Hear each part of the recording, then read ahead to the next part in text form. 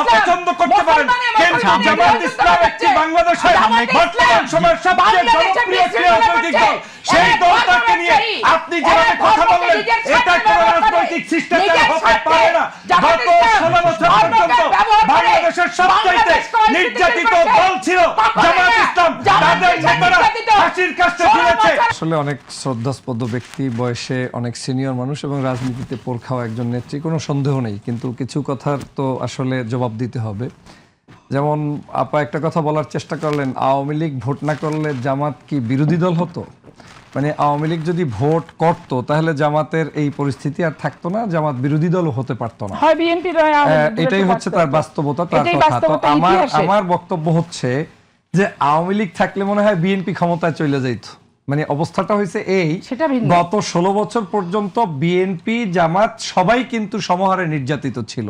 কিন্তু 5ই আগস্টের পর আপারা এবং বিএনপির কিছু কিছু নেতাকর্মীরা সেই জিনিসটা একদম বেমালুম ভুলে গেলেন। আমি যদি তার পরিবার থেকে উদাহরণ দেই, জামাতের উপরে আপার ক্ষিপ্ত থাকার অন্যতম একটা কারণ হতে পারে আপার শ্রদ্ধাভাজন হাজবেন্ড, যিনি বর্তমানে এই মুহূর্তে দায়িত্ব পালন করছেন চাঁপাইনবাবগঞ্জের জেলা প্রশাসক হিসাবে দায়িত্ব পালন করছেন, সেই ব্যক্তি জনাব হারুনুর রশিদ সাহেব, যার সংসদে অনেক ভালো ভালো বক্তব্য বিগত দিনে আমরা দেখেছি, জোটের এমপি ছিল উনি। কিন্তু যতবার এমপি হয়েছে, জামাত যতবার জোটে ছিল ততবার কিন্তু জামাতের ভোট পেয়েও এমপি হয়েছে। জোটের ভাইয়েরাই আপনি হতে পারেন না, জোট ছাড়া এক সালের আপনার একটু বলতে দেন আমাকে। সারা বাংলাদেশের যে প্রেক্ষাপট, যখনই জামাতের সাথে একটা সুসম্পর্ক থাকে, সেই সম্পর্কটার জেরে কিন্তু তাদের একটা ভোট ব্যাংক থাকে, তখন বলার তো সুযোগ পায়।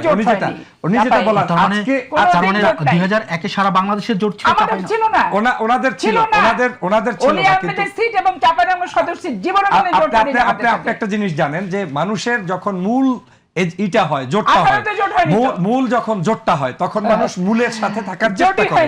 সেই মূলের সাথে যেখানে মূলের সাথে যখন মানুষ থাকে তখন কিন্তু সেটার একটা সিম্পিতি তার প্রতি থাকে। আমি যেটা জানতে চাই আজকের মূলত কারণটা হচ্ছে যে হাজবেন্ড এখন সেখান থেকে এমপি হতে এবার পারেন না। নুরুল ইসলাম বুলবুল সাহেবের কারণে হোক, এই কারণেই তিনি বুলবুল সাহেবের উপরে হয়তো ক্ষিপ্ত, কিংবা জামাতের উপরে।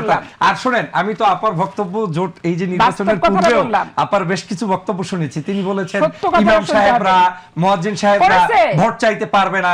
আজকে বাংলাদেশের একজন কৃষক, শ্রমিক, রিকশাওয়ালা, রাস্তাঘাটের যে কোনো ব্যক্তি, যে কোনো প্রফেশনে থাকে, তিনি যদি ভোট চাইতে পারেন, তাহলে জামাত শিবিরের সাধারণ নাগরিক কিংবা মসজিদের ইমাম, কারি, মুয়াজ্জিন প্রত্যেকে যে কোনো জায়গায় ভোট চাইতে পারবে, এটা তাদের অধিকার। কিন্তু আপা কিন্তু সেই ভোট চাইতে তখন বাধা দিয়েছে, তারা কিন্তু বারবার এটার প্রতিবাদ করেছে। আমি কিন্তু আজকের এই জায়গাটায় আপনার নিজেরই তাকে নিয়ে পর্যন্ত আমাকে যদি একটু বলতে দেন আপা, আমাকে যদি আমাকে কেন বলতে দিবেন না? আমি তো আপনার সঙ্গে চুপ ছিলাম আপনাকে প্রয়োজনে 3 মিনিট সময় বাড়াই আমাকে বলতে দেন। মহাসত্য কথা হচ্ছে এই, মহাসত্য হচ্ছে বাংলাদেশের জন্মসূত্রে যে কোনো নাগরিক, সে যদি মসজিদের ইমাম হোক আর মন্দিরের হেড হোক, সে নির্বাচন সহ যে কোনো ইস্যুতে বক্তব্য রাখবে, প্রতিবাদ করার কোনো অধিকার রাজনীতিবিদদের নাই।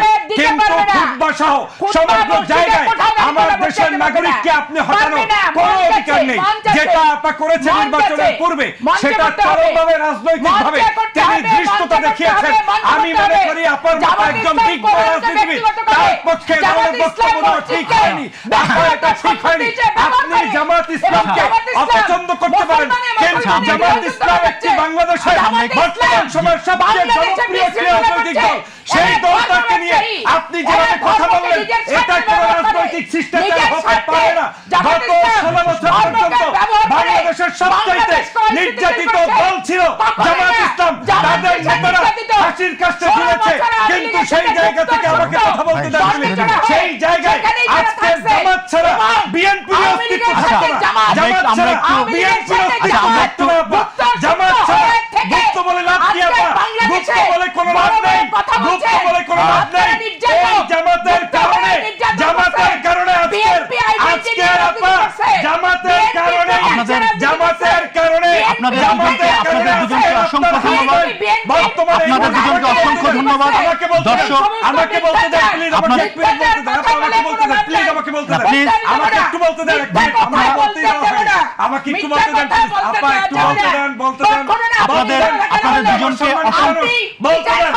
দুজনকে অসংখ্য ধন্যবাদ।